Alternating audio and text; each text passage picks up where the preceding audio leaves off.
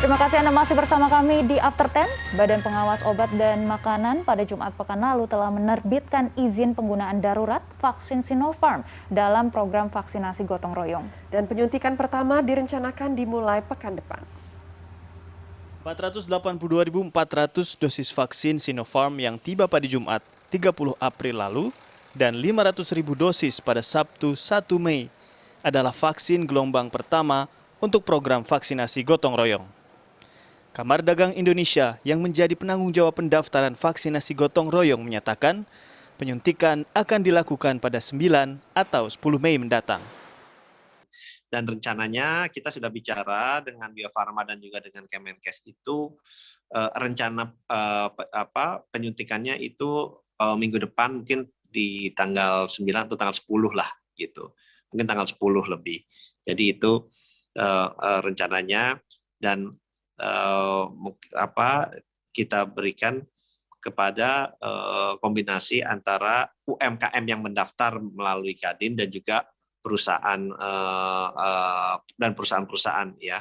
Jadi Rosan juga menambahkan sesuai dengan arahan pemerintah yang akan diprioritaskan mendapat vaksinasi pertama adalah pelaku UMKM dan perusahaan padat karya di bidang manufaktur yang masuk wilayah zona merah penyebaran COVID-19.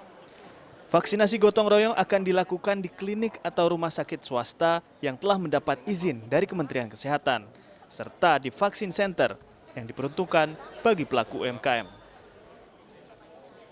Kalau untuk yang perusahaan, mereka rata-rata ada kliniknya atau punya rumah sakit sendiri, itu setelah disurvei dulu oleh Menkes, mereka layak. Jadi kebanyakan kalau perusahaan-perusahaan besar itu mereka di rumah sakit atau kliniknya masing-masing. Nah, kalau untuk UMKM kita fasilitasi, kita bikin vaksin center sehingga UMKM itu bisa hadir dan bisa datang dan melakukan penyuntikan di vaksin center yang akan kita dirikan ya. Gitu. Sistem pelaksanaan vaksinasi gotong royong akan tetap sesuai dengan standar pemerintah.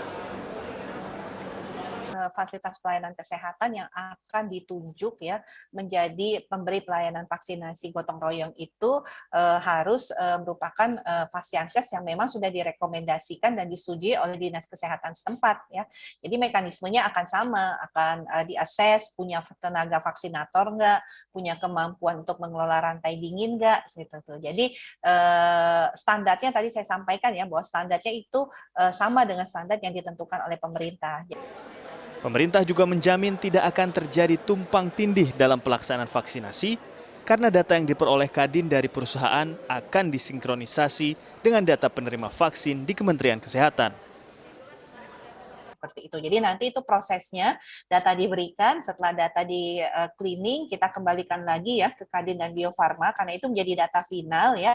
Nah, tentunya nanti akan dilihat lagi apakah jumlahnya sama atau tidak dengan jumlah yang kemarin sudah disepakati ya antara Kadin dengan perusahaan tersebut.